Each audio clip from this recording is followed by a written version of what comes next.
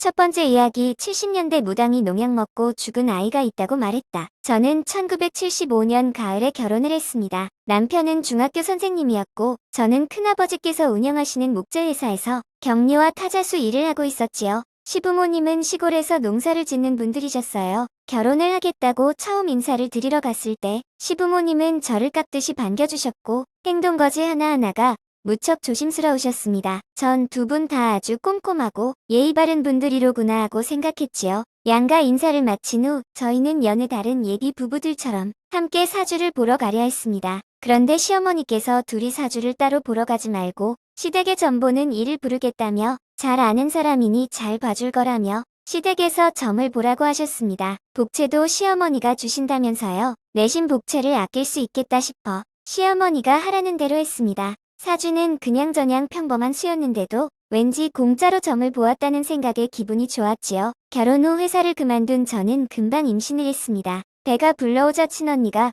언제쯤 아기를 낳으면 좋은 사주로 태어나는지 알아봐준다고 했습니다. 초산인데 그걸 마음대로 할 수 있을까 생각하며 별 믿음도 없이 언니에게 저와 신랑의 사주를 적어줬습니다. 그런데 점을 보고 온 언니가 얼굴이 좋지 않았습니다. 왜 그러느냐고 물었더니 말끝을 흐리고 별다른 답이 없기에 싫은 소리라도 들었나 보다 싶어서 더 묻지 않았어요. 이윽고 전 우리 큰아들을 낳았습니다. 태어났을 때도 건강했고 별 이상이 없었는데 100일이 지나자 우리 아들은 설사가 유독 잦아졌습니다. 먹은 젖도 자주 토하고 설사도 자주 해서 병원으로 자주 들쳐업고 뛰었어요. 그런데 병원에 가서 이런저런 검사를 해보면 별 이상이 없다는 겁니다. 아기들이 민감해서 그럴 수 있다는 말뿐이라 저는 백방으로 아기 배앓이에 좋다는 것도 알아보고 젖 먹고 트림하는 것에도 신경을 많이 썼지만 밤새도록 우는 아기를 달래고 기저귀를 빨면서 전 점점 지쳐갔습니다. 답답한 마음에 친정 어머니와 언니가 오셨을 때 걱정과 한탄을 쏟다가 눈물까지 보였습니다.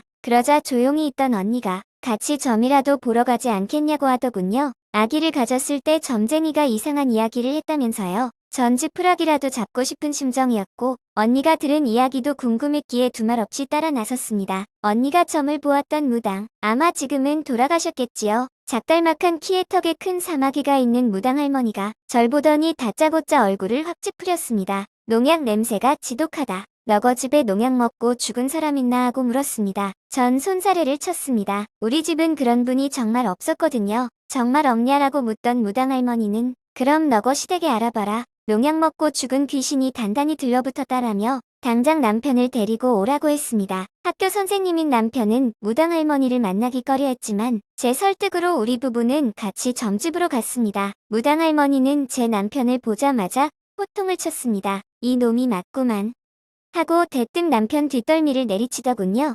할머니는 네 동생이 지금 네가 장가를 가니까 셈이 나서 그런다라며 농약 먹고 죽은 아이 원한이 보통 큰 게 아니니 당장 보내주라고 하셨습니다. 남편은 그 말에 화들짝 놀라며 밑으로 아주 어릴 때 죽은 여동생이 있던 건 맞지만 농약을 먹고 죽은 건 아니라고 했습니다. 남편은 3남 1녀의 막내로 제일 위에는 장녀인 신우가 있었고 그 밑으로 시아주버님이 2명 그리고 막내가 남편이었어요. 그런데 너무 어릴 때 죽어서 저한테 일부러 말하지 않았던 여동생이 있었다는 겁니다. 옛날에는 아기들이 죽는 일이 흔했고 아기가 태어나도 호적에 바로 올리지 않았죠. 몇 년씩 늦게 올리는 일이 예사였기 때문에 굳이 죽은 여동생을 저한테 이야기하지 않았다고 합니다. 그러나 무당 할머니는 왜 그 조그만 아이한테서 농약 냄새가 진동을 하냐? 네가 뭘 모르고 있나 본데. 놔두면 그 아가 조카까지 잡을 거라며 당장 굿을 하든 떡을 하든 달래주라고 합니다. 그 여동생이 죽었을 때는 남편은 5살로 남편은 여동생에 대해 거의 기억하지 못했습니다. 이름도 없었대요. 그냥 막둥아라고 그렇게 불렀답니다. 남편은 결국 시어머니께 물어보았고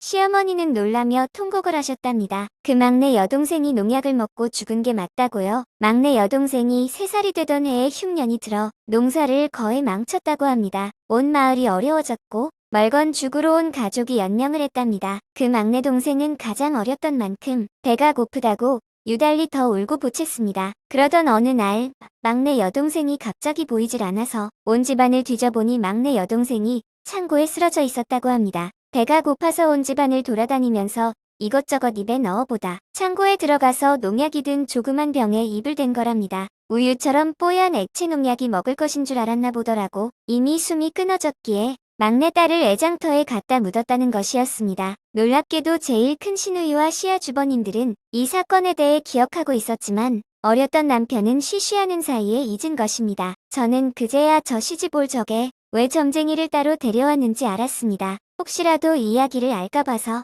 미리 입막음을 한 사람을 데려온 것이지요. 시댁에서는 이름도 없던 막내딸에게 명순이라는 이름도 지어서 절에 신주를 만들어 가져가 넋을 달래주는 기도를 했습니다. 저 역시 따라가 가엾은 시누이의 명복을 빌었습니다. 너무나 배가 고파 입에 넣은 농약에 얼마나 배가 아팠을까요? 우리 아들은 돌을 넘기더니 건강하게 자라 지금은 건강한 청년이 되었습니다. 시누이가 내세에는 좋은 집에서 좋은 부모 만나 행복하게 살기를 빕니다. 두 번째 이야기. 새로 이사온 집에서 여동생이 귀신을 본다. 여동생이 귀신을 보는 것 같아요. 이사 오기 전에는 새벽에 혼자 거실에 앉아 있는 겁니다. 너 왜 그래?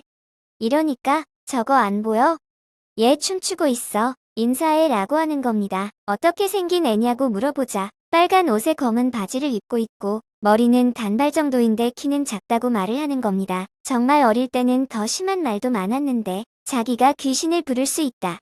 지금 냉장고 옆에 있다 등등 거짓말 같진 않았어요. 그 당시에 강아지도 좀 이상했거든요. 옆에서 말하길 엄마한테 빨간 가디건의 여자를 말하니까 엄마가 그런 이야기를 하고 다니면 안 된다고 했다는 겁니다. 전 왜 그런 게 안 보였던 거죠? 그 후로부터 몇 년 지났죠. 지금은 대학교 3학년이고요. 요즘은 귀신이 보인다고는 안 합니다. 대신 가위를 심하게 눌리기 시작하였습니다. 새로 지은 주상복합으로 이사를 왔습니다. 저희는 어릴 때부터 항상 같이 자고 같이 한 방에서 생활했었어요. 심지어 지금 초중고와 대학교 때까지 똑같습니다. 흰 매트리스 같은 쿠션을 펴놓고 위에서 붙어 자는데요. 여동생이 자꾸 침대 방향을 바꾸자, 놓는 위치를 바꾸자 이러는 겁니다. 정말 짜증나잖아요. 솔직히 방 안에 물건들이 많아서 위치를 옮기기는 힘들었죠. 너 정말 왜 그러니 이러니까 별 이야기를 안 하더라고요. 침대 위치를 바꾼 건 저 때문이었어요. 여동생이 그 자리에서 가위에 눌렸다는 것을